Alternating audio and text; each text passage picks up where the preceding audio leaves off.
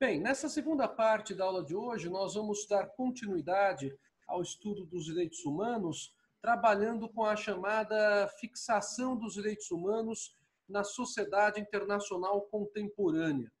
Esta fixação ela tem, sem sombra de dúvidas, como grande marco do direito internacional público a Declaração dos Direitos Humanos da ONU de 1948.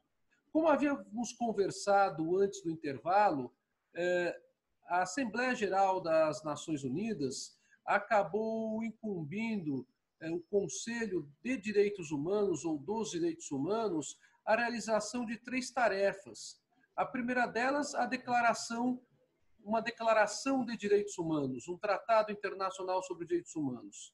A segunda delas, uma elaboração de norma com maior força jurídica que contemplasse esses direitos humanos.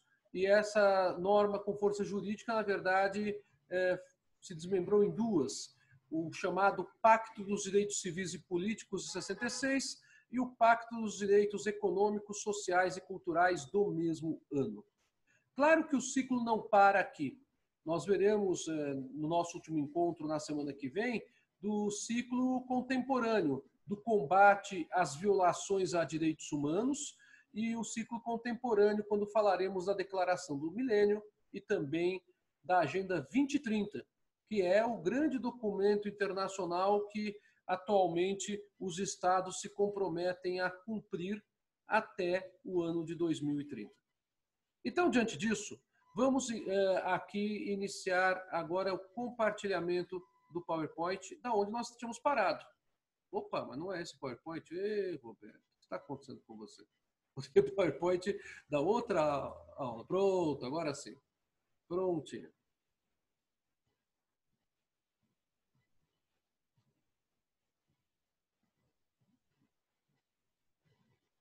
A Declaração Universal dos Direitos Humanos, ela tem uma singularidade na sua aprovação. Né? Muito embora nós já tivéssemos aquela formatação inicial que autorizaria o surgimento da Guerra Fria, ninguém poderia contar que já haveria uma manifestação de oposição entre Estados Unidos e União Soviética, inclusive na elaboração da Declaração Universal dos Direitos Humanos. Porque a ideia que foi aprovada à unanimidade pela Assembleia Geral da ONU foi a de se resgatar os valores daquela Declaração dos Direitos do Homem e do Cidadão da Revolução Francesa e adaptá-la às realidades do final da Segunda Guerra Mundial e do despontar da década de 1950.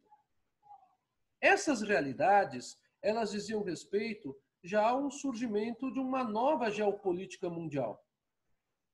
E a Guerra Fria, ela começa com passos largos logo que a Segunda Guerra acaba, por conta da divisão geopolítica e da influência que Estados Unidos e União Soviética tiveram sobre os países, tanto na Europa quanto na Ásia.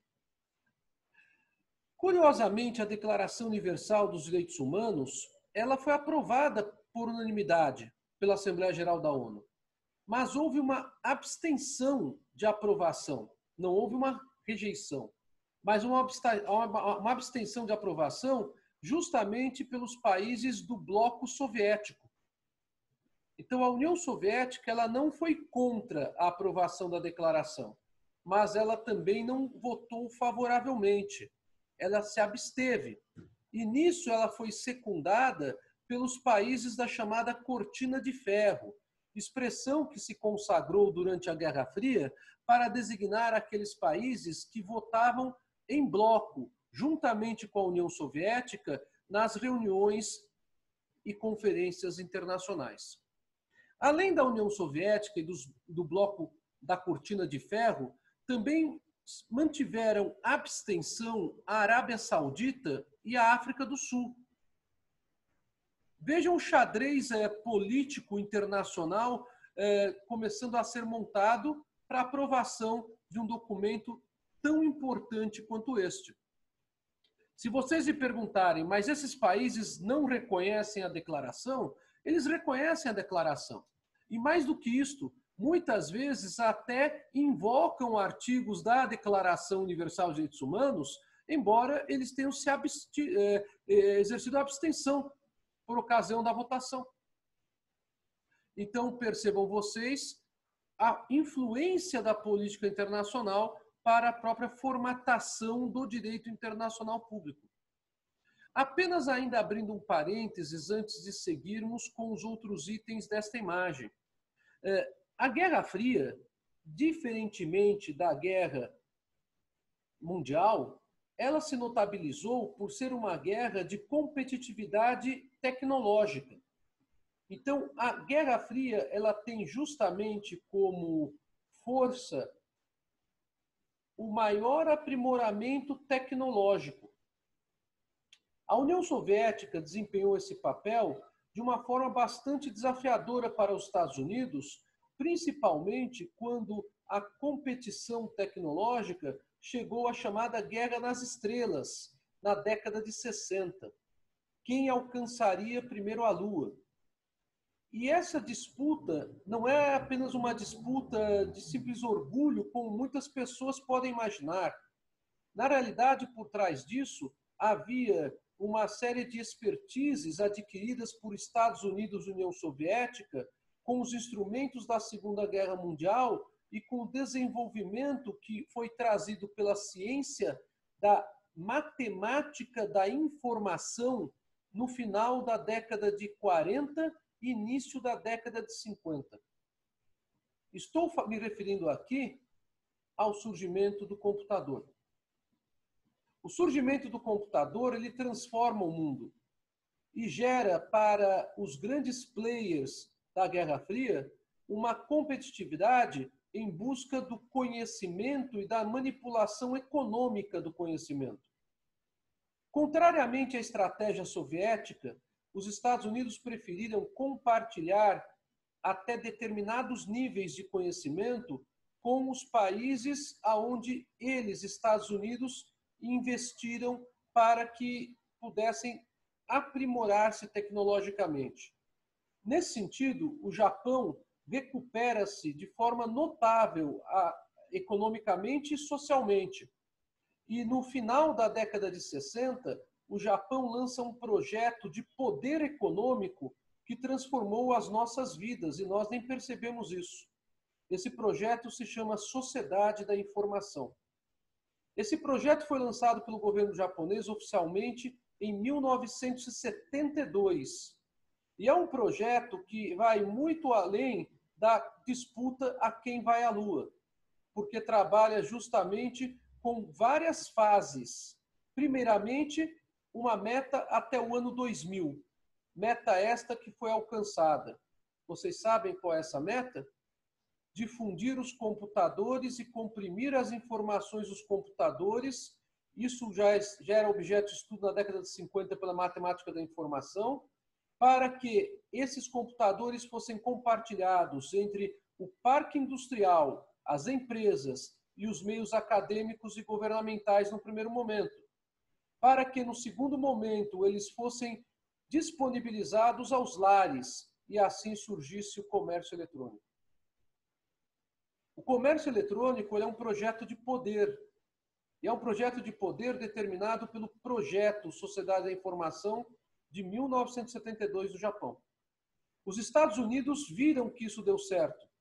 E em 1991 adotaram, se não me falha a memória, durante o governo Bill Clinton, se não me falha a memória, um projeto de poder nacional onde ele proporcionaria a ligação das infraestruturas de comunicação. E em 1994, o mesmo ano em que surge na União Europa o projeto Sociedade da Informação da União Europa, os Estados Unidos lançam a Global Information Infrastructures, ou seja, as infraestruturas de informação global, onde os Estados Unidos se lançam para um projeto de multilateralismo e mundialização da economia.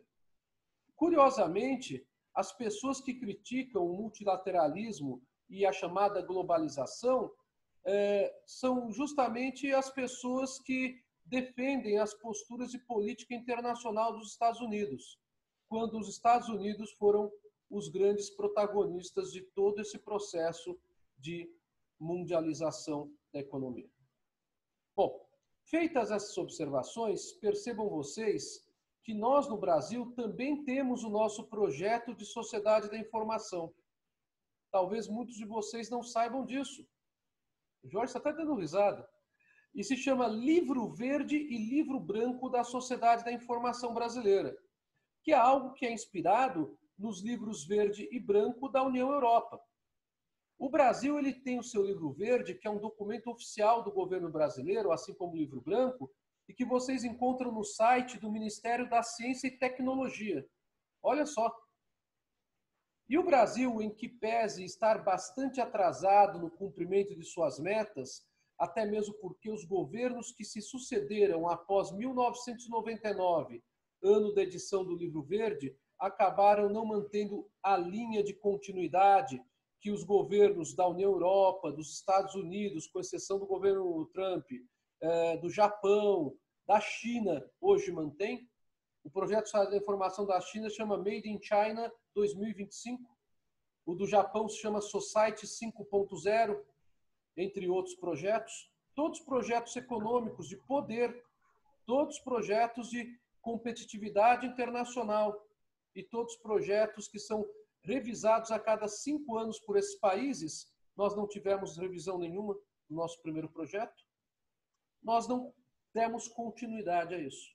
E, curiosamente, o Brasil é um dos países com maior quantidade de usuários de internet do mundo. É um dos países com a maior quantidade de comércio eletrônico do mundo. E o Brasil... É o jeitinho brasileiro. E o Brasil acaba tendo esse problema da competitividade internacional. Bom, por que eu fiz essas observações? Porque tudo que na realidade nós falarmos em torno de liberdade, igualdade e fraternidade, os valores resgatados da Revolução Francesa pela Declaração Universal da ONU de 48, acaba sendo trabalhado dentro desse projeto de poder que é a sociedade da informação, dentro desse projeto de poder de competição internacional que hoje em dia reúne com maiores potências os Estados Unidos e a China, e que tem como grande protagonista hoje, porém com uma importância não tão grande quanto os Estados Unidos e China, a União Europeia. Pois bem, o artigo 38 da Corte Internacional de Justiça, do Estatuto da Corte Internacional de Justiça, acaba dando uma nova visão para a ideia de simples declarações internacionais. Porque a grande pergunta que se poderia fazer é: a Declaração Universal dos Direitos Humanos, ela é simplesmente uma carta de boas intenções? Ela é simplesmente uma recomendação? Ou ela tem algum tipo de poder jurídico vinculante? Essa questão é uma questão extremamente interessante. Porque do ponto de vista técnico-jurídico, ela nada mais é do que formalmente uma recomendação. Não há como se exigir que o Estado que assinou a declaração responda internacionalmente por descumpri-la, porque não se trata tecnicamente de um tratado internacional, mas de uma recomendação jurídica. Só que o artigo 38 do Estatuto da Corte Internacional de Justiça, e que nós falamos a respeito quando falamos sobre as fontes do direito internacional, considera que qualquer fonte do direito internacional possui poder normativo. É o chamado ius cogens da sociedade internacional. Eu me lembro que quem falou sobre ius cogens para vocês não fui eu. Eu falei sobre parte das fontes, mas foi o professor Kim.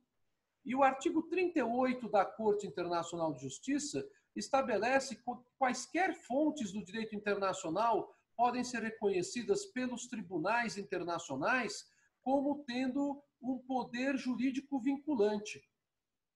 Nesse sentido, não há dúvida de que a Declaração Universal dos Direitos Humanos tem um poder jurídico vinculante. Se aplicarmos esse entendimento, que ela teria força de fonte do direito internacional, à semelhança do que ocorre com os costumes internacionais e com os princípios gerais de direito. Bem, conforme eu falei para vocês, há 3 princípios axiológicos que acabam sendo expressamente adotados pela declaração e que devem servir de interpretação para a situação envolvendo 2 ou mais estados na órbita internacional: a liberdade, a igualdade e a fraternidade. A ideia de fraternidade, ela vem normalmente consubstanciada nos documentos internacionais através de vocábulos como solidariedade ou como cooperação. Então, vocês encontrarão a ideia de fraternidade objetivada pela sociedade internacional. O mesmo ocorre na nossa Constituição Federal. A nossa Constituição Federal, no preâmbulo dela, dá à fraternidade o adjetivo de valor supremo. Este adjetivo valor supremo não é dado pelo preâmbulo da nossa Constituição para nenhum outro valor jurídico. Eu vou aqui compartilhar com vocês o preâmbulo da nossa Constituição para vocês verem a importância que o texto constitucional dá à ideia de fraternidade e que muita gente acha que é irrelevante, que não tem muito valor, mas tem muito valor, tá? Então eu vou aqui compartilhar com vocês, vejam o que diz o preâmbulo da Constituição. Ah, Senise, mas o preâmbulo da Constituição tem algum valor jurídico? Não sou eu quem diz isso. Quem diz isso é o Supremo Tribunal Federal. O Supremo Tribunal Federal já reconheceu ao preâmbulo da Constituição brasileira valor jurídico, inclusive para servir de norma de interpretação das cláusulas constitucionais. Vejam o que diz o preâmbulo. Nós, representantes do povo brasileiro, reunidos em Assembleia Nacional Constituinte para instituir um Estado democrático, destinado a assegurar o exercício dos direitos sociais e individuais, então não é apenas de direitos individuais, a liberdade, a segurança, o bem-estar, o desenvolvimento, a igualdade e a justiça como valores supremos do quê? De uma sociedade fraterna, pluralista e sem preconceitos. Percebam aonde está inserida a ideia de fraternidade no preâmbulo da Constituição. Então, todos esses valores, eles são dados justamente para que a nossa sociedade seja fraterna, pluralista e sem preconceitos. E alguém que vai falar, nossa, Senise, mas o que aconteceu, por exemplo, no Carrefour na quinta-feira é um absurdo? Claro que é um absurdo, né? Mas o que eu estou falando é aquilo a que se comprometeu o Constituinte brasileiro, que é o mesmo que se comprometeram os estados que integram a sociedade internacional quando firmaram a Declaração dos Direitos Humanos. E nós sabemos, sim, que questões como a do racismo estrutural são questões que existem não apenas no Brasil, mas em várias outras partes do planeta. E que há outras formas de discriminação, não apenas no Brasil, como também em outras partes do planeta. Isso não significa que as declarações não devem ser atendidas, que os estados não devem buscar assegurar os direitos e valores que estão compreendidos nessas declarações. E o Brasil coloca isso. Mas vejam só a força da Declaração da ONU de 48, quando falamos em Constituição Federal. Vejam só. O artigo 3º, que eu já mencionei para vocês, mas temos que voltar a falar, porque está totalmente ligado a esse ideário de liberdade, igualdade e fraternidade, que vem da Declaração da ONU de 48, e, por conseguinte, também vem da... Eu não sei o que eu fiz aqui. Ah, tá, peguei errado. E também vem da própria ideia da Revolução Francesa. Vejam só aqui o que diz o artigo 3º da Constituição. Constituem objetivos fundamentais da República Federativa do Brasil. Inciso 1º, construir uma sociedade livre, liberdade, justa, igualdade e solidária, fraternidade. Garantir o desenvolvimento nacional, erradicar a pobreza e a marginalização e reduzir as desigualdades sociais e regionais. Promover o bem de todos, sem preconceitos de origem, raça, sexo, cor, idade e quaisquer outras formas de discriminação. Então, como vocês podem perceber, a importância dos valores da Declaração da ONU de 48 é mais do que adotada pela Constituição brasileira. Vamos continuar. Claro, se você quiser fazer alguma pergunta, sinta-se à vontade, estou às ordens para responder.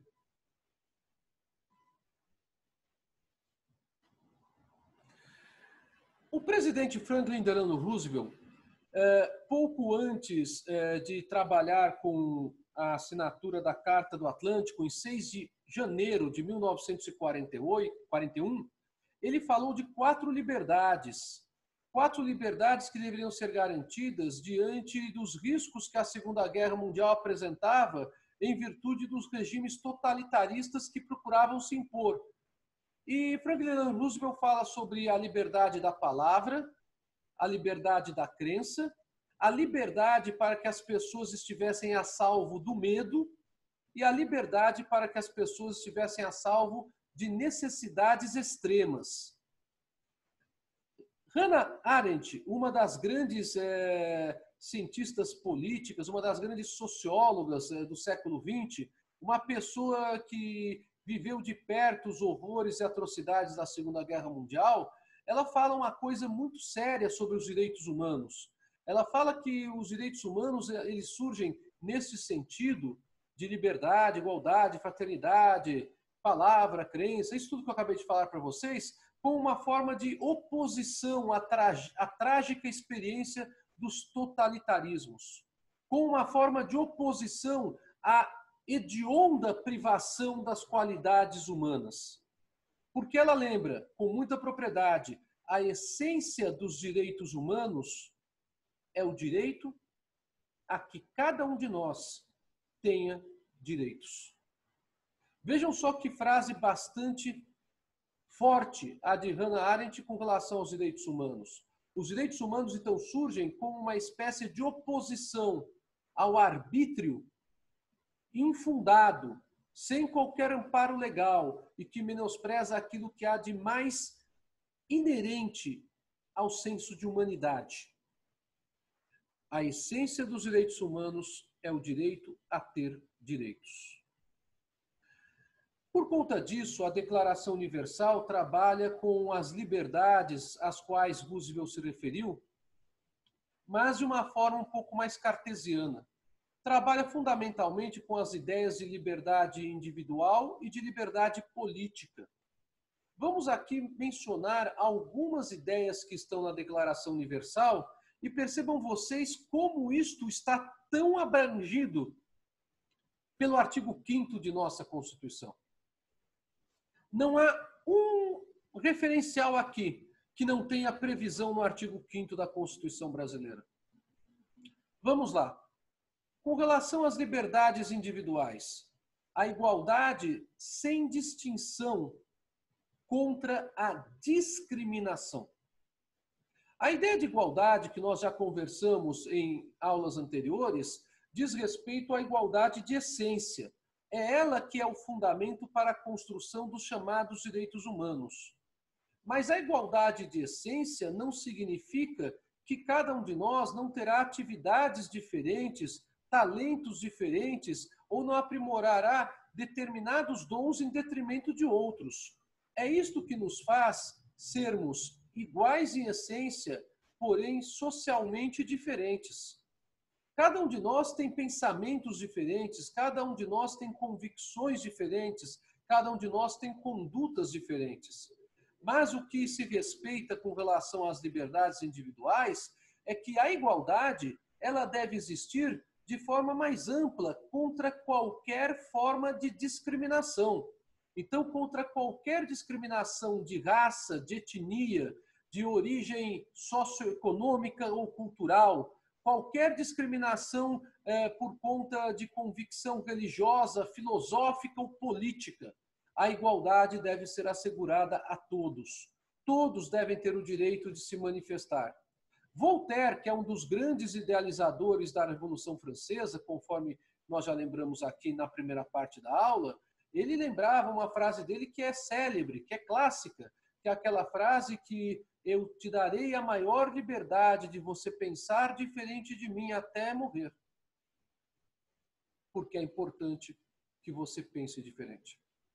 Então, percebam vocês o impacto que existe na aceitação do que é diferente.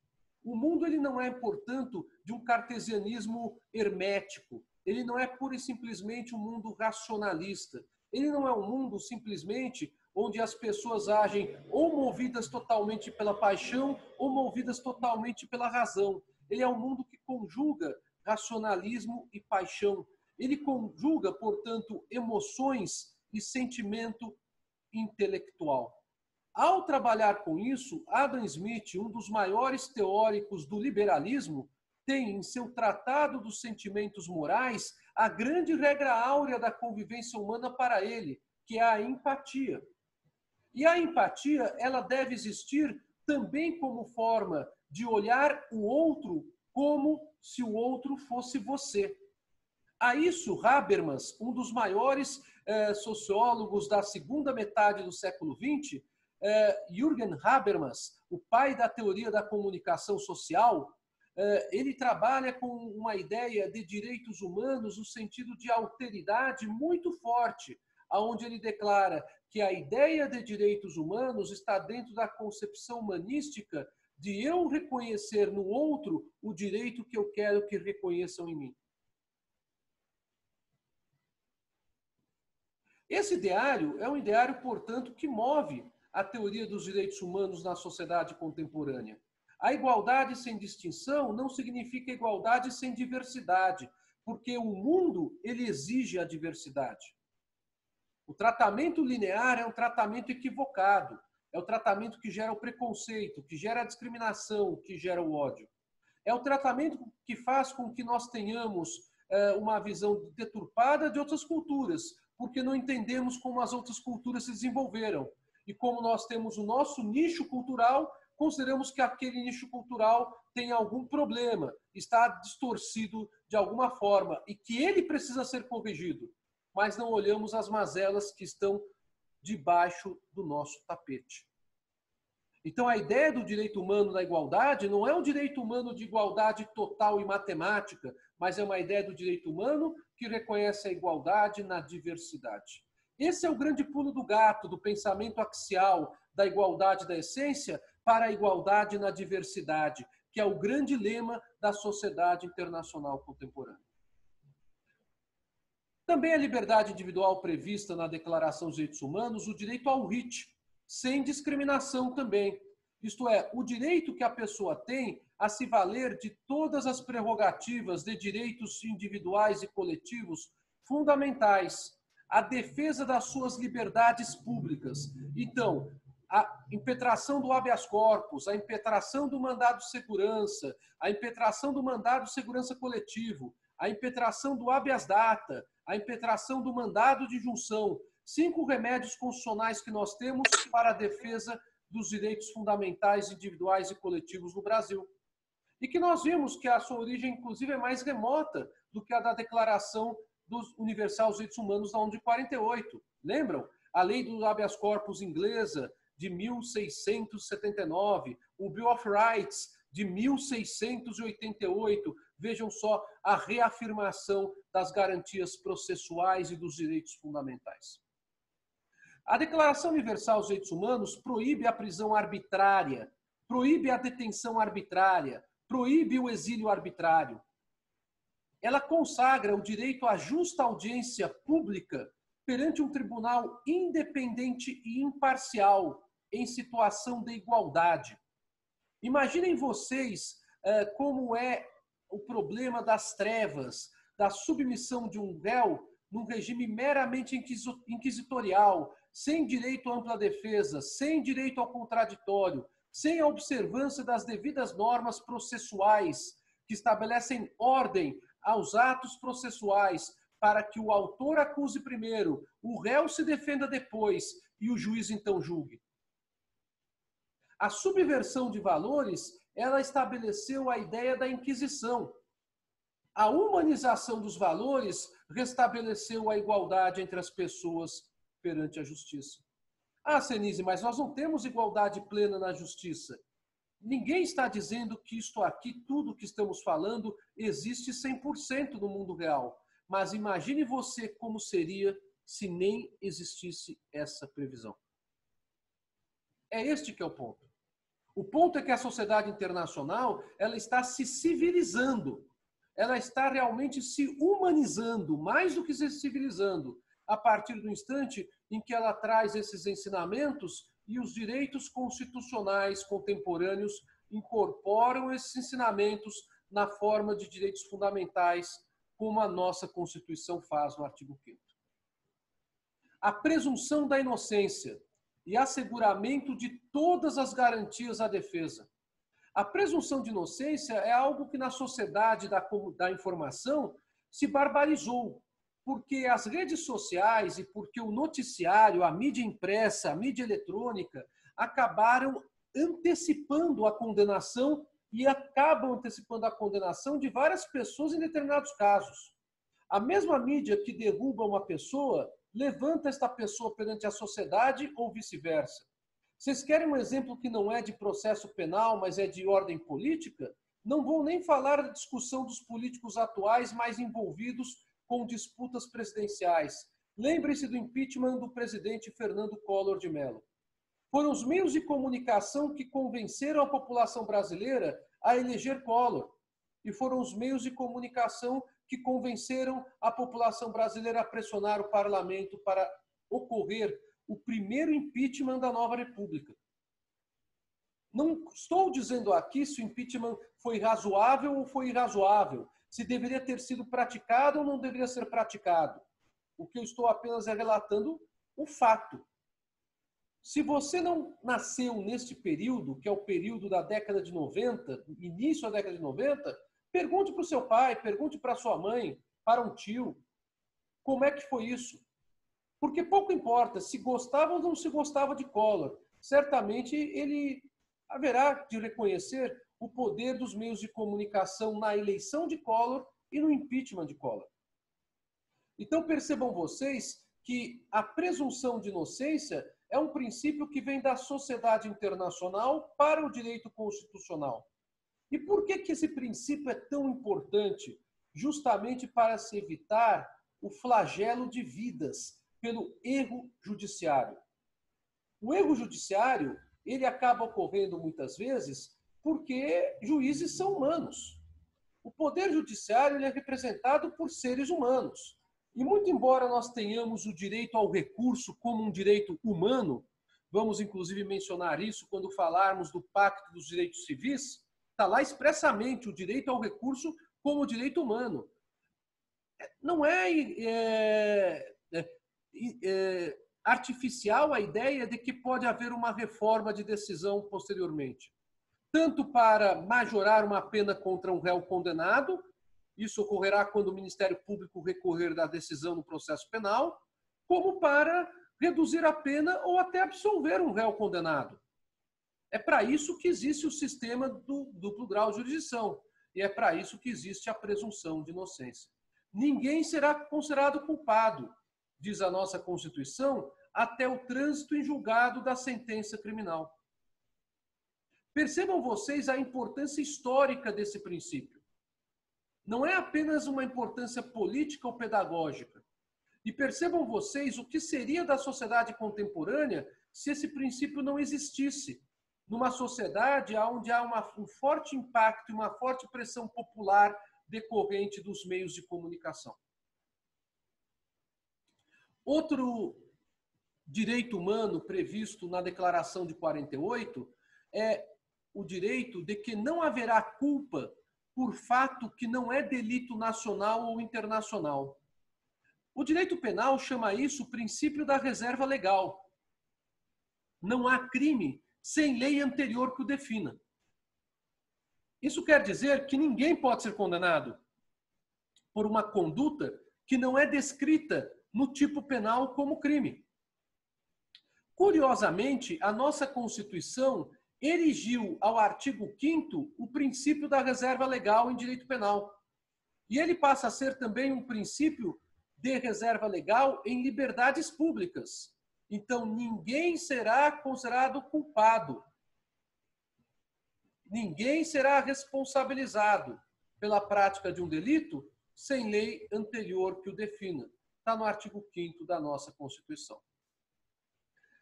Continua a Declaração dos Direitos Humanos trabalhando com a proteção da privacidade, está no artigo 5º, incisos 9 e 10. Da família, artigo 226 da Constituição e artigo 5º, inciso 1º.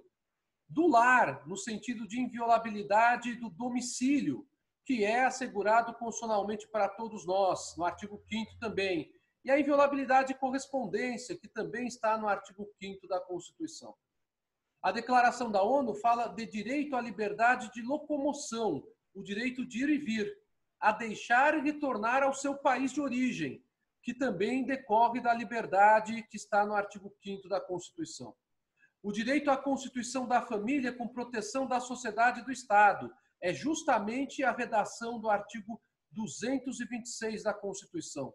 O direito à propriedade individual e com outros é o direito que está no artigo 5º caput da Constituição. E com outros, sim, com outros, tanto a propriedade conjunta, a chamada propriedade em condomínio, como também a chamada propriedade coletiva, que é um avanço substancial no direito brasileiro. Muita gente imagina propriedade coletiva como sendo propriedade comunista. É um outro gravíssimo equívoco. Aliás, se há um modelo misto de propriedade que sempre teve sucesso como modelo econômico, é o modelo israelense de propriedade. Israel não é um país comunista, nunca foi um país comunista, todos nós sabemos isso.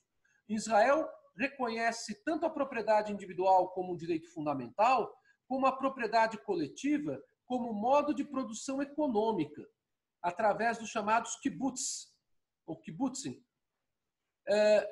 Esse modo de produção econômica não é igual aos sovkhozes e aos kolkhozes russos, antigamente soviéticos, que são modos de produção econômica coletiva na Rússia.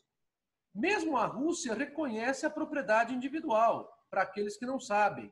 A China reconhece a propriedade individual, vejam como nós brasileiros estamos atrasados com relação à China, em que pese o regime comunista chinês, desde meados da década de 50, quando a China adotou um Código Civil chinês fortemente inspirado no Código Civil francês e no Código Civil brasileiro de 1916. Vejam a força do nosso Código Civil inspirando o modelo chinês. O Código Civil japonês de 1999 também trabalha com a propriedade privada. Então, a ideia de que não existe propriedade privada, que ela é proibida, é uma ideia realmente extremamente rançosa e que atualmente não faz mais sentido. Os modos de produção mudaram. No direito brasileiro, nós temos propriedade individual, temos propriedade em condomínio e temos propriedade coletiva. Até mesmo porque o artigo 5º da Constituição não proíbe. O Estatuto da Cidade possibilita a chamada usucapião coletiva, em favor de um número considerável de famílias que esteja exercendo atividade de moradia ou atividade econômica relevante em um determinado terreno. É uma forma de usucapião prevista expressamente no Estatuto da Cidade. O Estatuto da Cidade, ele é recente, ele é posterior à Constituição de 88. Nós temos ainda, no Código Civil Brasileiro, a proibição do proprietário individual de reivindicar o imóvel do qual ele é proprietário se ele demorou mais de 5 anos para fazer isso. E durante esse período se assentaram nesse imóvel famílias para exercerem atividade social de moradia ou atividade econômica relevante. Percebam vocês que então existe, ainda que de forma menor do que no sistema israelense ou do sistema russo, a propriedade coletiva no Brasil. A grande questão está justamente em retirarmos as amarras, os preconceitos que o nosso culturalismo nos deu e entendermos que os direitos humanos existem na diversidade e não na visão única e míope daquilo que entendemos como certo. A igualdade na diversidade é o grande mote dos direitos humanos da sociedade contemporânea. Direito à liberdade de pensamento, consciência e religião. Liberdade de opinião e expressão. Direito de reunião e direito de associação. São outros direitos reconhecidos pela Carta de 1948 da ONU, todos eles previstos expressamente no artigo 5º da nossa Constituição. E lembrem-se, todos esses direitos são conformados, são limitados. Todos nós temos liberdade de pensamento, de consciência e de religião, liberdade de opinião e de expressão. Temos direito de nos reunir e de nos associarmos, sempre para fins lícitos e sempre nos limites que a lei dá para quaisquer direitos. Então não há como se falar que há um direito ilimitado. Os direitos eles existem justamente porque a liberdade jamais será ilimitada em uma sociedade. Gravem isso. Não existe liberdade ilimitada em uma sociedade.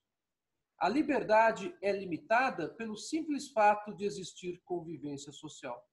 O que nós temos que discutir é qual é o alcance da liberdade, qual é o alcance da igualdade, qual é o alcance da solidariedade.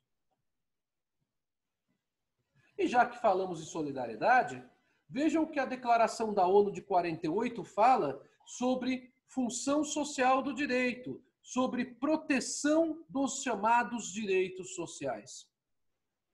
A Declaração da ONU de 48 reconhece o direito ao trabalho e a proteção contra o desemprego. Olhem que coisa avançada, 1948, proteção contra o desemprego.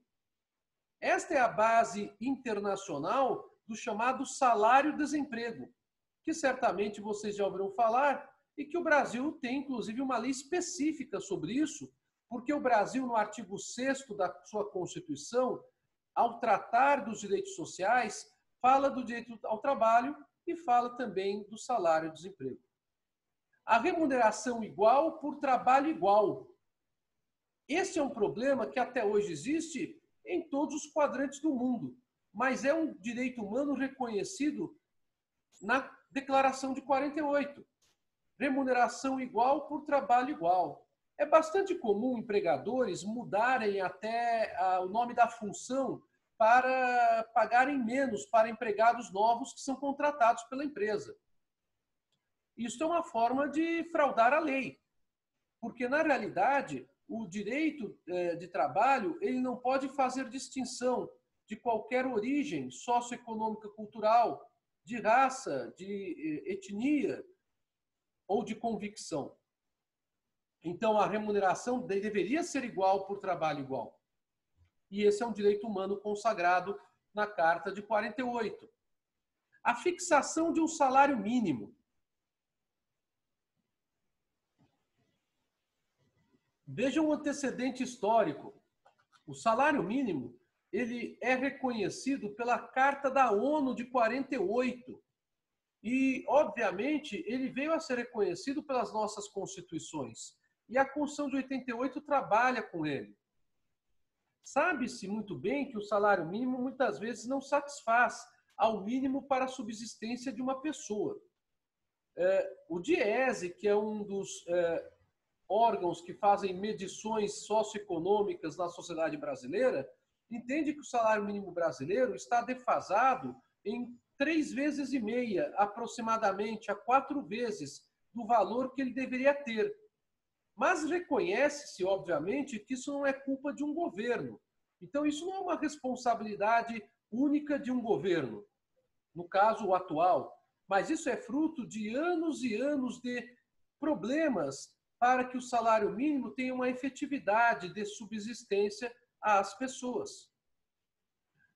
Seguridade social, o que nós antigamente chamávamos de previdência social. Olhem só, reconhecida na Carta da ONU de 48, porque já era uma preocupação da Liga das Nações antes mesmo da ONU. Vejam então a importância de toda a construção dos direitos sociais franceses e o reflexo desses direitos sociais nos documentos internacionais da Liga das Nações, da OIT, que até hoje existe, e da própria ONU. Ah, Senise, mas tudo isso modifica de acordo com os países, que foi até a pergunta que o Jorge fez quando ele falou do direito trabalhista no México. Modifica, e modifica-se muito em razão do culturalismo jurídico de cada um desses estados, mas que se estabelece na Carta de Direitos Humanos de 48 da ONU, todos esses direitos trabalhistas por uma razão de solidariedade social, isso se estabelece. Direito à sindicalização. Tem gente que detesta sindicato no Brasil, vocês sabem disso. Tem gente que fala que sindicato muitas vezes é utilizado como um meio para fazer atos ilícitos, para um caixa 2. Mas a ideia do sindicato em si é a ideia de representação de classes, grupos ou categorias de trabalhadores. Essa que é a ideia. E o direito à sindicalização, ele é uma conquista da sociedade internacional para aqueles tempos. O que a gente poderia discutir na sociedade contemporânea é como se deveria ajustar o sindicato na sociedade de nossos dias. Agora, ajustar-se à real função do sindicato, de realmente representar os interesses dos trabalhadores. E não apenas os trabalhadores, porque lembrem-se que nós temos também o direito à sindicalização dos empregadores, que, aliás, a nossa Constituição Federal prevê isso, tanto para uns quanto para outros, e a CLT trabalha com isso. Direito ao repouso e ao lazer. Limite de jornada horária. Olhem só conquistas que vieram, então, por força do ideário francês e do seu impacto na sociedade internacional. Remuneração de férias. Nada disso existia antes. Eu não tinha limite de jornada horária de trabalho, não tinha salário mínimo, não tinha férias remuneradas. Então, era um problema. Não existia pagamento de horas extras, a não ser que fosse feito um acordo entre as partes. Era tudo diferente. E a sociedade internacional, em 48, sufraga esse modelo. E é o modelo nosso.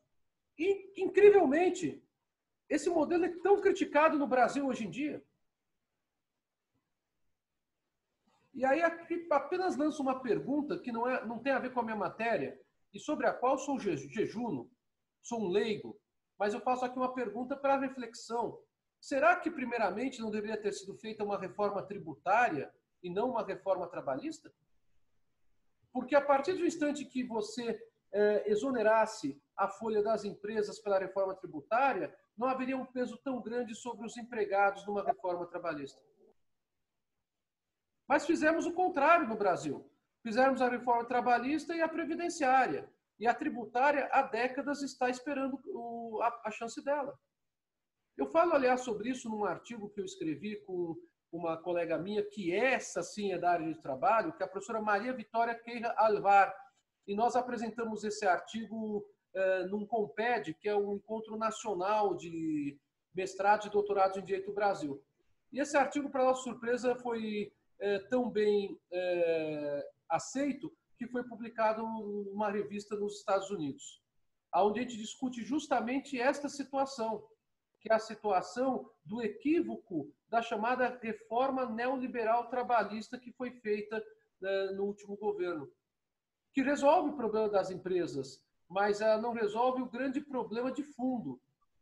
Se eu trabalho com a reforma tributária, eu enxugo o Estado, gero a necessidade do menor desperdício e gero um benefício para as empresas. E eu não preciso impactar tão grandemente os direitos dos empregados. É uma questão muito simples.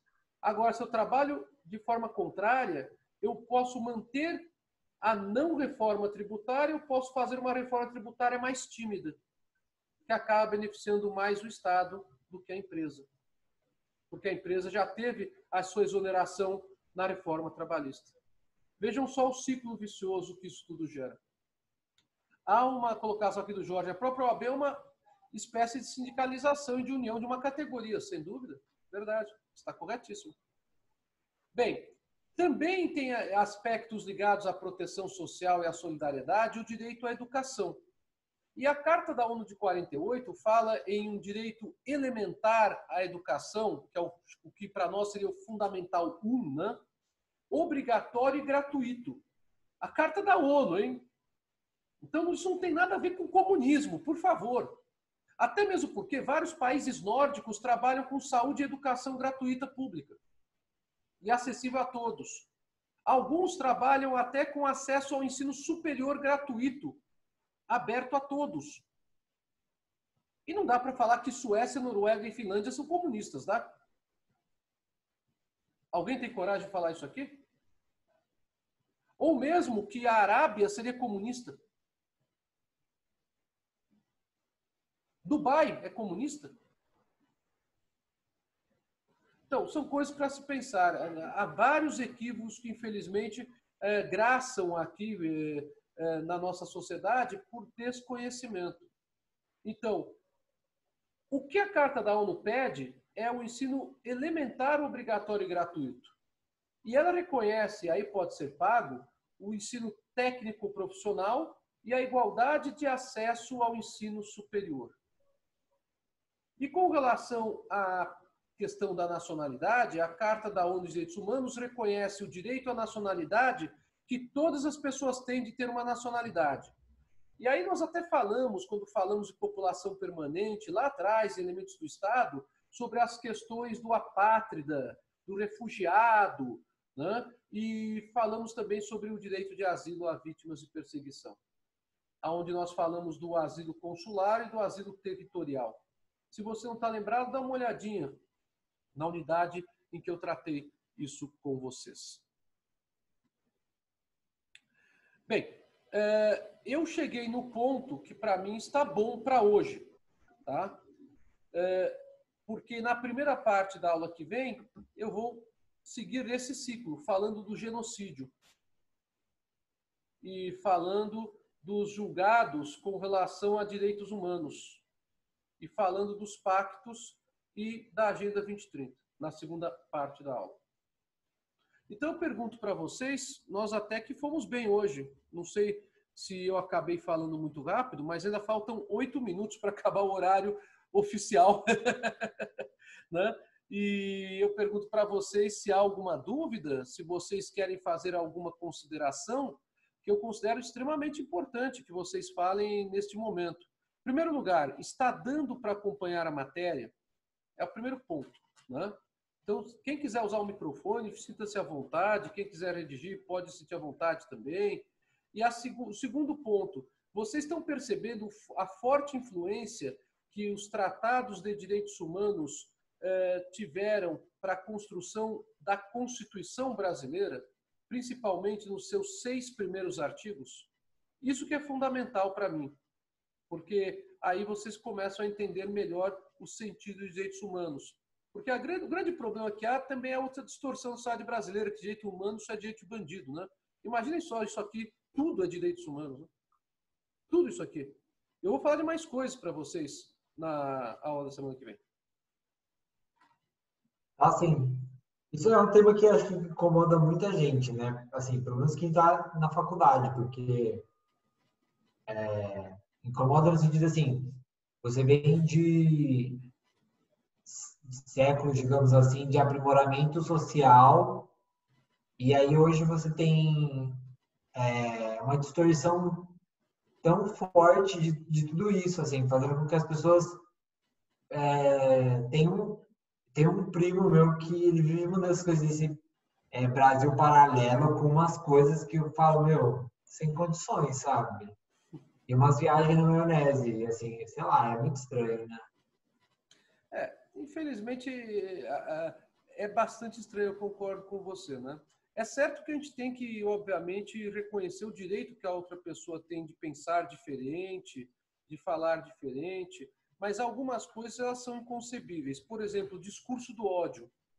Na aula da semana que vem eu vou falar um pouco sobre o discurso do ódio também, como é que eu posso falar que aquela pessoa tem direito a discorrer sobre o ódio? Ela prega o ódio, incita o ódio.